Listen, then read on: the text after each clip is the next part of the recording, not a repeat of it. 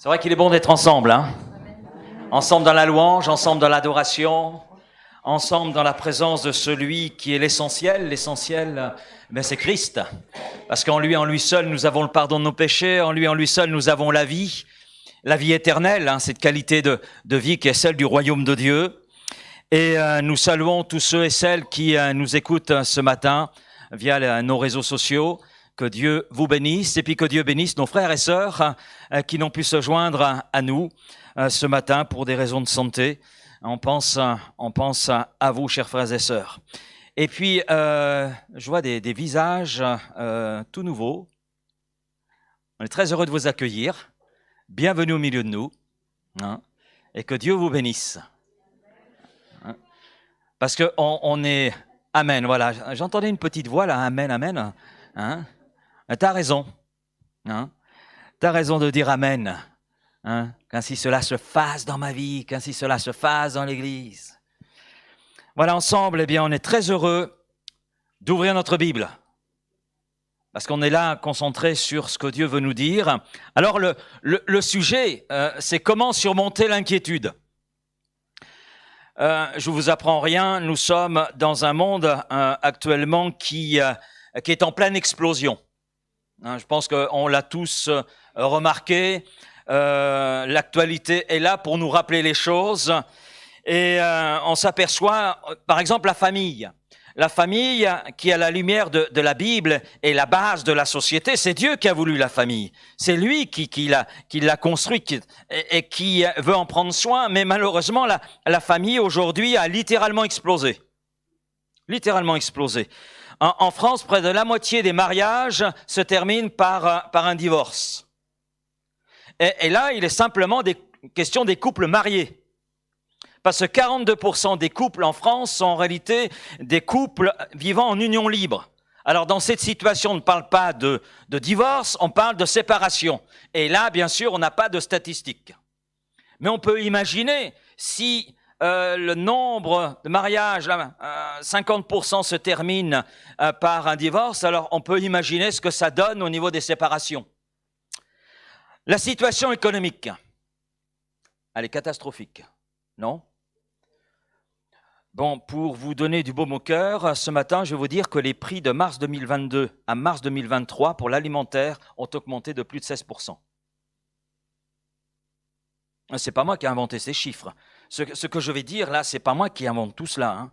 Je l'ai lu. En 2023, le montant de la dette publique française atteint 3 000 milliards d'euros. Ça fait 112% du produit intérieur brut. Ça ne s'arrête pas là. Il y a la situation démographique. Ça bat un record dans le négatif. Eh oui.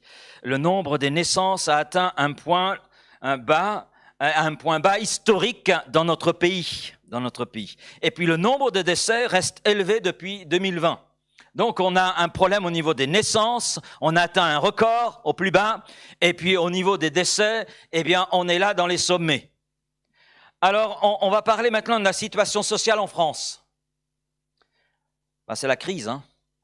La période du 27 juin au 7 juillet de cette année a été marquée par un épisode de violence urbaine d'une ampleur qu'on n'avait pas connue depuis longtemps, une ampleur inédite. Et on regarde un petit peu les statistiques, violences, homicides, agressions, etc., sont là sans cesse en augmentation. Les statistiques en France nous disent que la quasi-totalité des crimes et délits sont en hausse en France. C'est rassurant, hein? Se promener dans la rue devient délicat. À cela, ajoutons la crise du logement. Alors les loyers, les charges sont en hausse. Trouver un logement aujourd'hui est un véritable parcours du combattant. Il faut s'armer de patience, de persévérance et de courageux, parce que c'est un parcours épuisant. Le discours politique, hein, qui s'y intéresse? Comme l'a chanté une star, parole, parole. Je continue en ajoutant la guerre en Ukraine. Je poursuis. Le conflit entre Israël et les organisations terroristes, les conflits en Afrique. Savez-vous qu'il y a 11 crises et conflits qui perdurent en 2023 dans le monde? Parce qu'on parle de ce qui se passe en Israël, on parle de ce qui se passe en Ukraine, mais il y a plus que cela, il y a d'autres conflits dont on ne parle pas. Et pourtant, ils existent. Et ils font des victimes. La situation spirituelle. Alors, dans notre pays, c'est désastreux. Oui, la majorité des Français, 51%, se déclarent désormais sans religion. Et les jeunes sont particulièrement touchés puisque 67% des 18-29 ans se disent désormais sans religion. Bon, je m'arrête là. Je m'arrête là. Oui, parce qu'en fait, on pourrait poursuivre. On pourrait également ajouter les catastrophes naturelles qui, par leur fréquence et leur ampleur, suscitent bien des peurs. On pourrait également ajouter... Non, je m'arrête là. Je m'arrête là. Hein. Alors, conclusion. Nous sommes dans un monde où l'inquiétude est de plus en plus présente et palpable. Alors, je vous rassure, ce n'est pas la conclusion de mon message. Hein. D'accord ? C'est la conclusion de mon introduction. Ok ? Cette introduction, qui est la mienne ce matin, peut vous surprendre. Alors, premièrement, tout ce que j'ai dit est vrai. Je ne l'ai pas inventé. Tout ce que j'ai dit est une réalité. Et nous vivons dans cette réalité. Et on ne peut pas l'ignorer, on ne peut pas la fuir. Elle est là. Elle est là. Deuxièmement, le but de mon message n'est pas de vous conduire dans la sinistrose. Non. Un prédicateur est censé être porteur d'une bonne nouvelle. D'accord ? Alors, je vous rassure, il y a une bonne nouvelle. Vous allez me dire, vous commencez mal. Hein ? Oui, mais il faut être au clair devant ce qui est et pas chercher à le fuir. Et le but de mon message, c'est pas de vous conduire dans la peur, etc. Elle est là. Bien, hein, elle est là. Donc mon but est au contraire que nous réfléchissions par rapport à cette situation, quelle doit être notre attitude. Le point numéro 1 de mon message après cette introduction est inquiétude quand tu nous tiens. Et je mets le curseur sur cette réalité et sur cette réalité qui est l'inquiétude, sur l'inquiétude que suscite tout ce que je viens d'exprimer. Il y a bien d'autres choses. Cette inquiétude que la situation mondiale, la situation dans notre pays provoque, mais il n'y a pas que cela, à vrai dire, quand on regarde bien. Il y a aussi notre quotidien, les difficultés de notre quotidien et la peur de l'avenir. Et puis il y a aussi la maladie quand elle est là. Il y a un certain nombre de choses qui, dans notre quotidien, eh bien, suscitent de l'inquiétude. Et si on prend notre quotidien avec tout ce que je viens de citer, on voit l'ampleur de l'inquiétude aujourd'hui dans notre pays. Bien des chrétiens sont inquiets. L'inquiétude ne touche pas que ceux qui sont à l'extérieur de l'Église. Bien des chrétiens vivent là dans l'inquiétude, sont enfermés par des peurs, des craintes et n'arrivent pas à s'en détacher. Et vous avez la définition du mot inquiétude, c'est étouffer, étrangler. L'inquiétude, en fait, nous étrangle, nous étouffe de l'intérieur. Elle vient nuire à notre santé, et pas simplement la santé physique. Elle consume nos pensées. Quand quelqu'un est inquiet, vous l'avez certainement vécu, il est difficile de penser objectivement à autre chose. Ça étouffe notre pensée, ça étouffe notre réflexion, ça perturbe notre raisonnement. Elle détruit notre productivité et ça va même plus loin puisque l'inquiétude affecte de façon négative nos relations les uns avec les autres. Mais plus important encore, l'inquiétude entrave notre marche avec Christ et paralyse notre foi. Alors la question est celle-ci, comment surmonter l'inquiétude dans des temps troublés? Dans des temps troublés. Premièrement, pensez selon une perspective éternelle. Vous avez le texte sous les yeux, Luc chapitre 12, verset 33, et nous lirons le verset suivant, 34. « Vendez ce que vous possédez, dit Jésus, et donnez-le en aumône. Faites-vous des bourses qui ne s'usent point, un trésor inépuisable dans les cieux, où le voleur n'approche point et où la teigne ne détruit point. Car là où est votre trésor, là aussi sera votre cœur. » Alors, c'est étonnant cette parole. Hein. Jésus dit à ses disciples de vendre ce qu'ils possédaient pour le donner. Donner en aumône. C'est ce que nous voyons d'ailleurs au début de l'Église. Au moment de la constitution de l'Église, dans le livre des Actes des Apôtres, dans Acte 2, verset 45, il est dit « Ils vendaient leurs propriétés et leurs biens, ils en partageaient le produit entre tous selon les besoins de chacun. » Alors, pour nous, qu'est-ce que ça signifie ce matin? Bien entendu, les paroles de Jésus sont attachées à un contexte. On ne peut pas ignorer ce contexte, c'est évident. Mais ce contexte dans lequel s'inscrivent ces paroles n'est pas le contexte dans lequel nous sommes. Mais Jésus met en évidence ici un principe. À travers ces paroles que nous venons de lire, il y a un principe.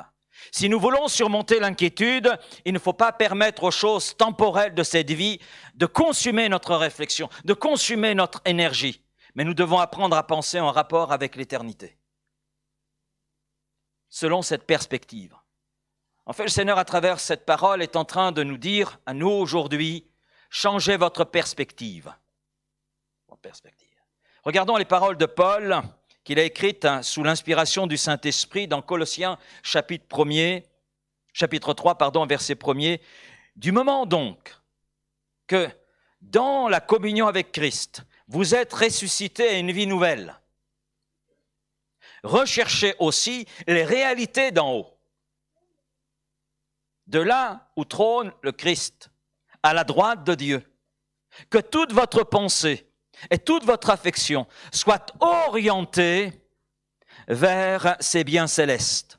Ne vous attachez pas aux choses de cette terre, car en fait, vous êtes morts à ce monde, et votre véritable vie demeure désormais cachée avec le Christ en Dieu. Et Paul continue dans 2 Corinthiens chapitre 4, verset 18, il dit aussi, n'attachons-nous pas nos regards aux choses visibles, mais aux réalités invisibles. Ce que l'on ne peut voir ne dure qu'un temps. Ce que l'on peut voir, ne dure qu'un temps. Les réalités invisibles demeurent éternellement. Donc, on voit que l'apôtre Paul a très bien compris quelle devait être la perspective de l'enfant de Dieu. Et il rejoint Jésus. Il est là dans le même principe que celui que Jésus nous donne. Et je crois que notre problème est que nous pensons d'un point de vue terrestre au lieu de penser d'un point de vue éternel. Mais si nous changeons de perspective, il est évident que ça va changer aussi dans notre cœur, dans notre vie. Nous consacrons notre vie à des choses sans conséquence éternelle. Et cela conduit au stress et à l'inquiétude. Et Jésus, quand vous regardez le contexte, nous parle du manger et du boire. Qu'est-ce que je vais faire à manger demain? Oh là là, mais il faut que je réfléchisse à toute la semaine, donc il faut faire les courses. Non, je me trompe? Ça nous inquiète. Chérie, t'as repassé ma chemise? Oh, j'ai oublié la chemise. Tu prends laquelle? La bleue.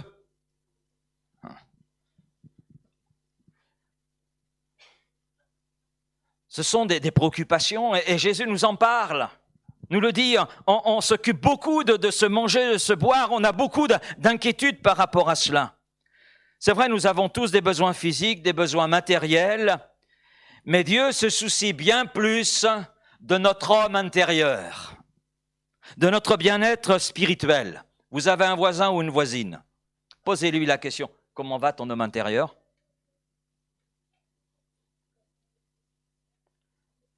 Comment va ta vie spirituelle? Allez-y, une deuxième question.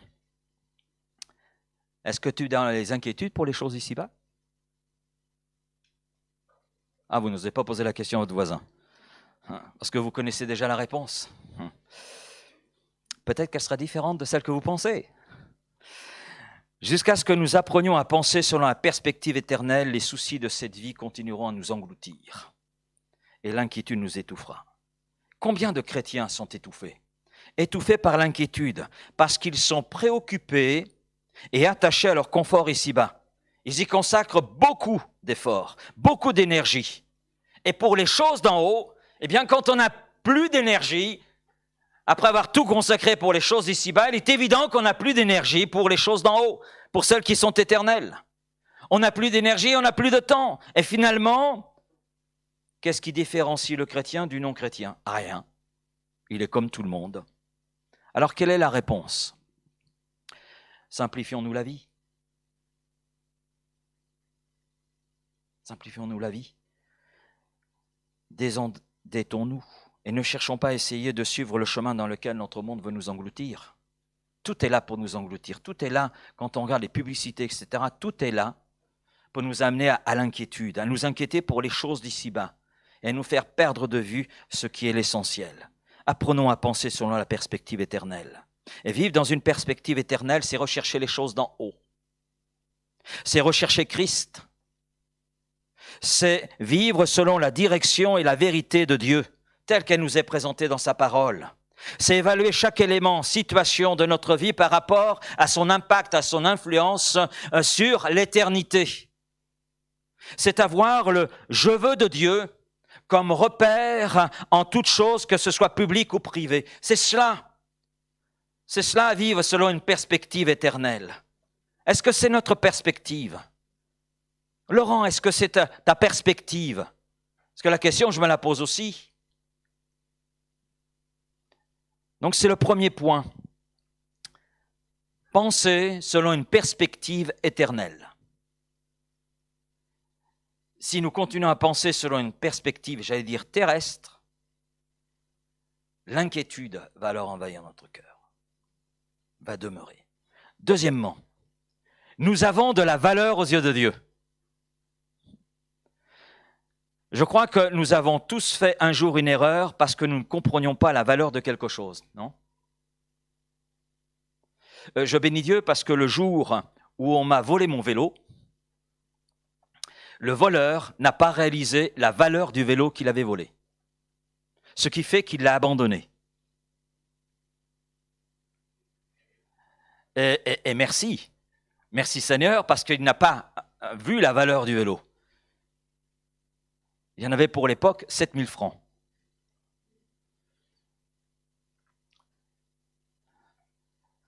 Et il ne l'a pas vu. Amen. Et en général, on ne connaît la valeur des choses que lorsqu'on la perd. Non? Et beaucoup de gens sont esclaves de l'inquiétude parce qu'ils ne comprennent pas leur valeur aux yeux de Dieu. Ils ne comprennent pas vraiment ce que Dieu ressent à leur égard. Est-ce que vous savez quelle est votre valeur devant Dieu? Est-ce que vous savez ce que Dieu ressent à votre égard? De nombreux croyants n'ont aucune idée de leur valeur ou de la valeur qu'ils ont aux yeux de Dieu. Combien de chrétiens se dévalorisent en disant « je ne vaux rien, je suis un bon à rien, je n'arriverai à rien, je ne suis qu'un pauvre pécheur ». C'est vrai, t'es un pauvre pécheur, moi aussi. Oui, nous sommes pécheurs, mais des pécheurs sauvés par grâce. Amen. Par le moyen de la foi en Jésus-Christ. Et nous sommes ce que nous sommes parce que Christ s'est fait connaître à notre cœur et nous a amenés par le Saint-Esprit à réaliser notre état de péché. Et nous nous sommes repentis de cet état. Et nous avons été lavés et purifiés. Mais savez-vous que l'histoire ne s'arrête pas là? Elle ne s'arrête pas là. Si nous sommes sauvés par grâce par le moyen de la foi en Jésus-Christ, nous sommes aussi devenus membres de la famille de Dieu. Nous sommes enfants de Dieu. Enfants de Dieu. Alors regardez à nouveau votre voisin et dites-lui, t'es enfant de Dieu. Et puis vous pouvez répondre, moi aussi. Oui, nous sommes devenus enfants de Dieu. En Jésus-Christ. Vous réalisez cela, enfants de Dieu. Dieu est mon Père. Je peux dire papa par le Saint-Esprit qui est là en moi. Parce que le Saint-Esprit met cette conviction que je suis une personne nouvelle en Jésus-Christ. Et que Dieu est mon Père. Et que Dieu m'aime. Et que j'ai de la valeur à ses yeux. Waouh, c'est extraordinaire. Hein? Nous sommes en Christ. Nous sommes devenus un avec Christ. Nous sommes les enfants du Dieu vivant et tout-puissant. Généralement, quand un enfant rencontre des problèmes à l'école, vous savez ce qu'il dit?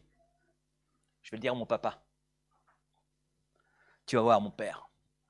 Parce que dans l'esprit de l'enfant, le Père est le Tout-Puissant. Ben nous aussi, on peut le dire.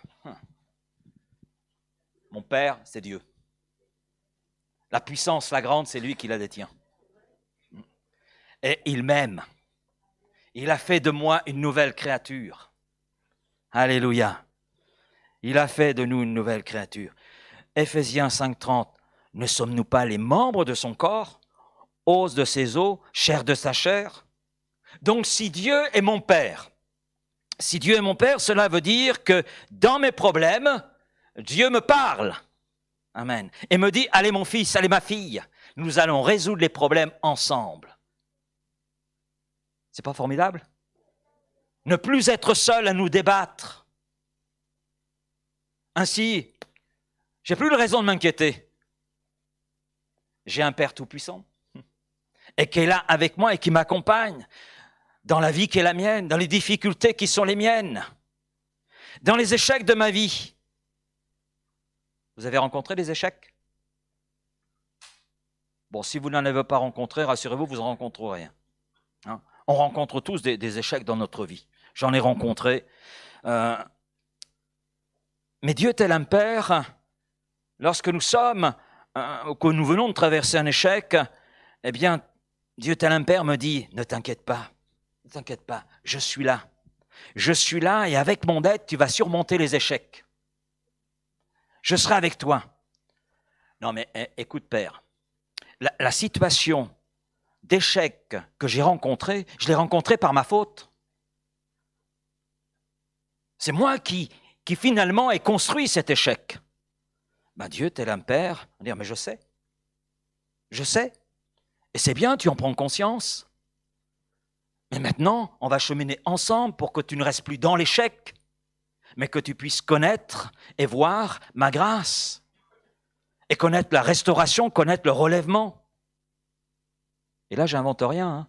Regardez la parabole du fils prodigue. C'est ce qui se passe. C'est ce qui se passe. C'est ce que le Père fait à l'égard de son Fils. Et c'est une image de ce que Dieu est et fait aussi pour nous. Amen. Vous et moi, nous avons aux yeux de Dieu une grande valeur. Et il nous l'a témoigné.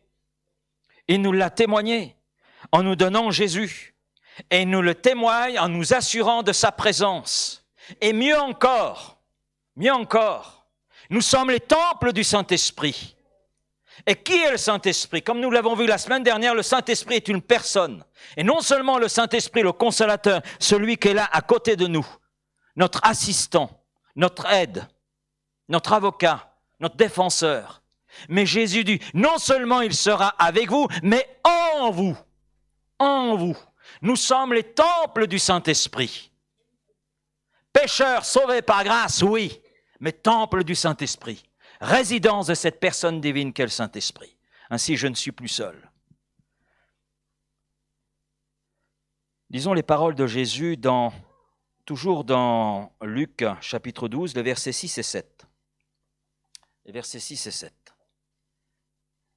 Et nous ajouterons le verset 24. D'accord ? Ne vend-on pas 5 passereaux pour 2 sous ? Cependant, aucun d'eux n'est oublié devant Dieu. Vous savez ce qu'est un passereau? Petit oiseau, hein? D'accord? Et même les cheveux de votre tête sont tous comptés. Alors c'est vrai que pour certains, c'est peut-être plus facile que pour d'autres, mais néanmoins, il connaît le nombre de nos cheveux. Ne craignez donc point, ne vous inquiétez pas. Ne valez-vous pas beaucoup plus que ces passereaux? Wow. Verset 24. Considérez les corbeaux. Ils ne sèment ni ne moissonnent. Ils n'ont ni cellier ni grenier. Et Dieu les nourrit. Combien ne valez-vous pas plus que les oiseaux? Wow. Selon cette parole de Jésus, nous avons de la valeur aux yeux de Dieu. Et une grande valeur. Eh ouais, mon frère, tu vaux quelque chose. Et même si tu n'es pas encore mon frère, tu vaux quand même quelque chose. Amen. Je vaux quelque chose. Nous valons quelque chose. Nous ne sommes plus ennemis de Dieu, mais enfants de Dieu, aimés de Dieu. Et Dieu ne change pas. Il n'y a pas de changement, de variation dans qui est Dieu. Dans ses attributs, dans sa puissance, dans son amour, il n'y a pas de changement. Dans le cœur de l'homme, il y a beaucoup de changements. Je t'aime un peu beaucoup passionnément, la folie, et plus du tout. Ça, c'est l'être humain. On change à bien des niveaux. J'étais jeune et j'ai vieilli, dira le psalmiste. Mais en Dieu, il n'y a pas de changement. Et nous sommes acceptés dans le bien-aimé Christ. Et nous sommes les bien-aimés de Dieu. J'aurais pu citer Éphésiens 1,6, 2 Thessaloniciens chapitre 2, verset 16, 17, etc. Nombre de textes dans la parole de Dieu nous montrent que nous avons de la valeur aux yeux de Dieu et une grande valeur, et que Dieu nous aime. Ne serait-ce que Jean 3, 16, ce verset tant connu, tant cité. Car Dieu attend. Moi, c'est ce petit mot-là qui... il n'est pas dit que Dieu a aimé le monde, mais il attend, il y a une intensité, il y a une force, il y a une puissance, il y a une énergie. Il attend. On ne peut pas mesurer la dimension de l'amour de Dieu. C'est un amour incommensurable, mais c'est un amour qui change et transforme nos vies. Et un amour dont nous bénéficions au quotidien. Une fois que nous réalisons à quel point nous sommes précieux pour Dieu, je dirais que cela élimine bien des inquiétudes, non? Vous ne croyez pas? Nous réalisons, je suis enfant de Dieu et rien ne peut me séparer de son amour. 1 Pierre 5, 7, une fois pour toutes, déchargez-vous sur lui de tous vos soucis. Et Pierre ajoute, car il vous a pris en charge. Et il nous a pris en charge parce qu'il nous aime, il nous a pris en charge parce que nous avons une grande valeur à ses yeux. Et là, on peut dire Amen. Troisièmement, la recherche de Dieu doit devenir la première place dans notre vie. On reste sur Luc 12, verset 29. Et vous, ne cherchez pas ce que vous mangerez ou ce que vous boirez, et ne soyez pas inquiets. Car toutes ces choses, ce sont les païens du monde qui les recherchent. Votre Père sait que vous en avez besoin. Cherchez plutôt le royaume de Dieu, et toutes ces choses vous seront données par-dessus. C'est pas du déjà entendu, ça? Oui, c'est du déjà entendu dans le sermon sur la montagne, dans Matthieu 6. Cherchez premièrement le royaume de Dieu et sa justice, c'est-à-dire la mise en pratique de ce que nous découvrons du royaume de Dieu tel que cela nous est présenté dans l'Écriture, la Bible. Et toutes ces choses qui sont nécessaires à la vie, tout cela vous sera donné comme un plus. Et c'est là l'enseignement de Jésus. Et le contexte est très intéressant de Luc 12, c'est le contexte où Christ prépare Israël pour son royaume à venir. Mais pour nous, qu'est-ce que ça signifie? Parce qu'il y a une application précise qui est là. Il y a un principe qui nous est donné par Jésus. Un principe pour nous aujourd'hui, pour nous maintenant. Dans notre quotidien, si nous sommes attentifs, nous nous inquiétons pour beaucoup de choses. Mais est-ce que nous nous sommes posé la question, qu'est-ce qui préoccupe Dieu? Vous êtes déjà posé la question? Qui s'est déjà posé la question? En dehors du pasteur, en préparant cette méditation. Il est bon qu'il se soit quand même posé la question avant. Qu'est-ce qui préoccupe Dieu? Savez-vous ce qui préoccupe Dieu? Qu'est-ce qui préoccupe Dieu, d'après vous, dans votre vie et dans la mienne? Vous le savez? C'est fait. C'est fait en Jésus-Christ.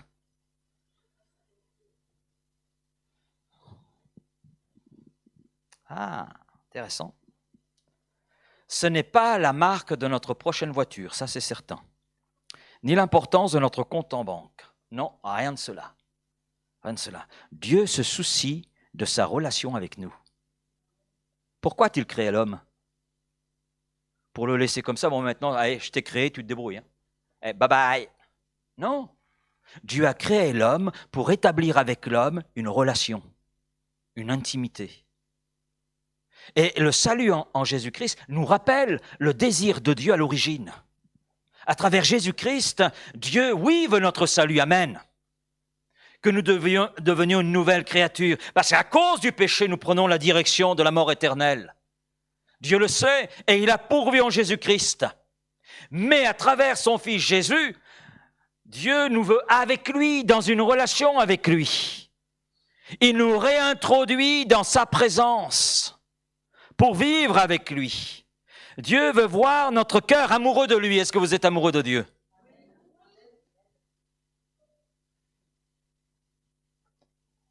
Il y a des petites voix qui ont dit oui.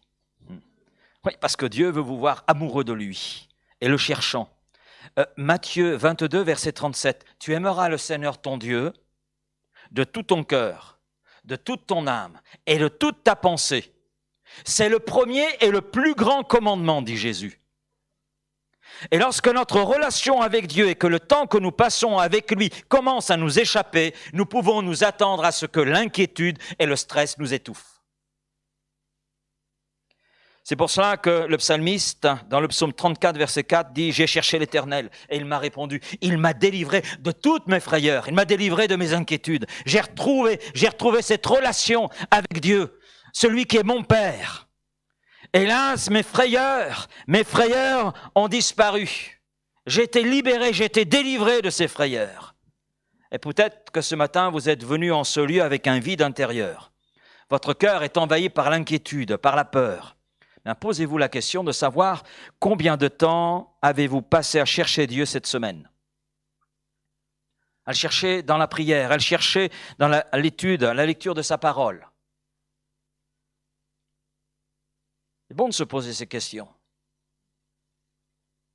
Parce que bien souvent, on présente à Dieu tout ce qui ne va pas, mais il est bon de réfléchir « Quelle place je te donne, Père ?» Quelle place je te donne?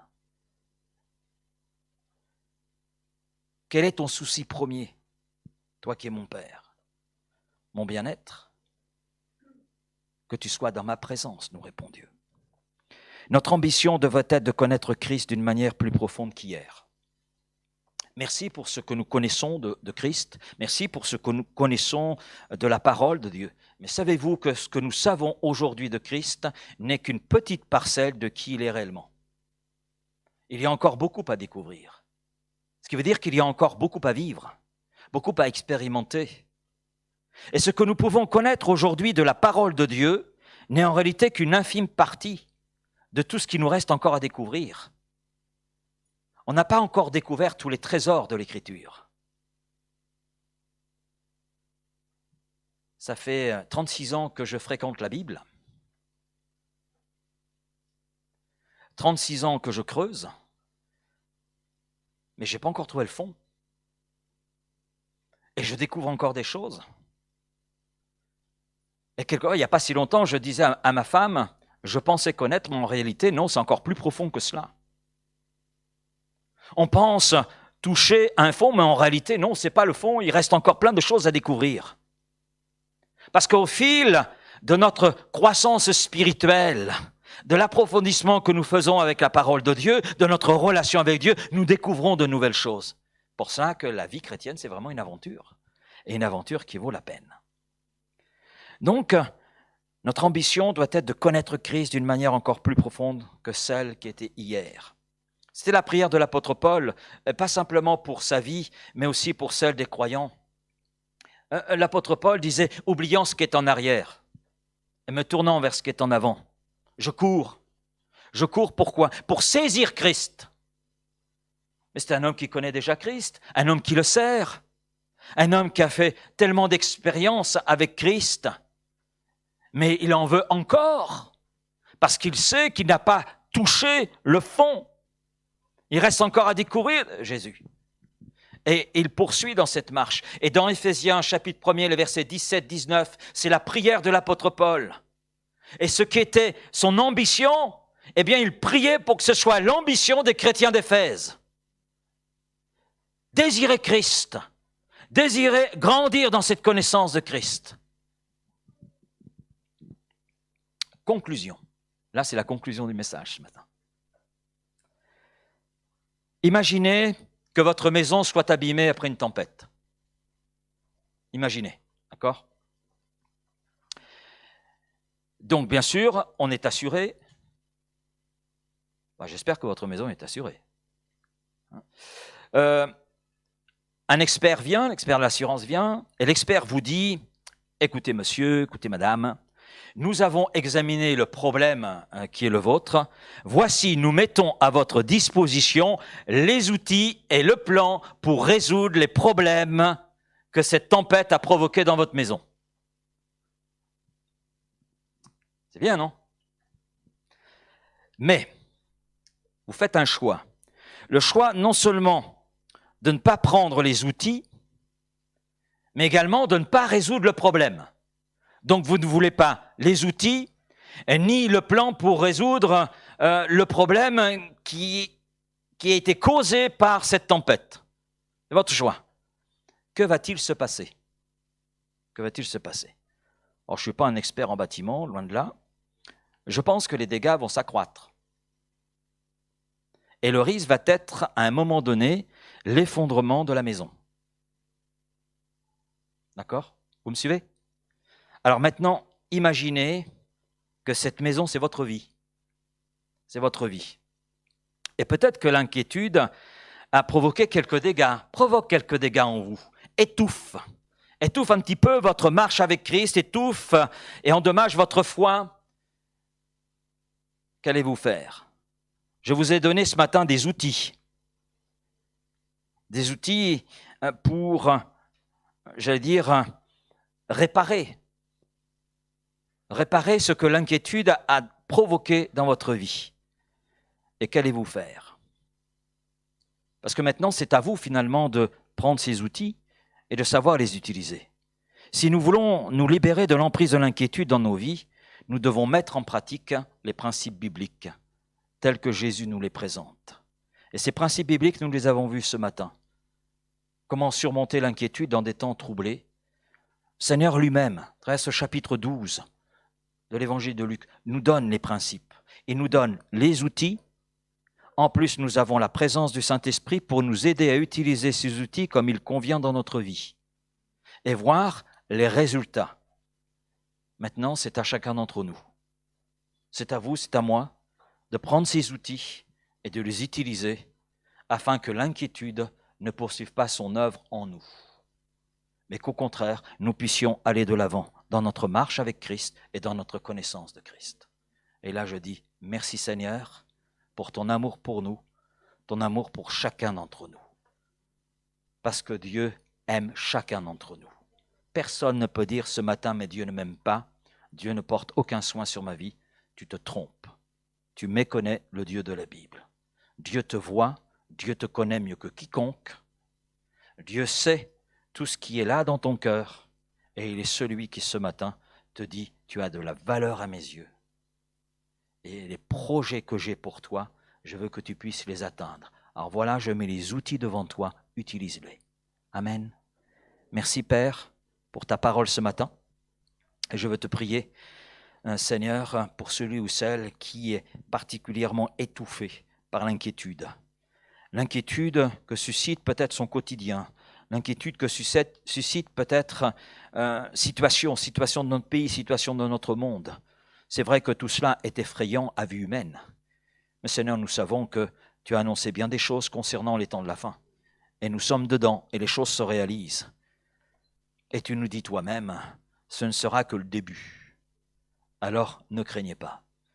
Donc nous avons toutes les raisons, c'est vrai, de ne pas être dévorés par l'inquiétude, de ne pas être paralysés dans notre foi et dans notre marche avec toi. Tu nous donnes les outils et que nous puissions chacun pour notre part les utiliser.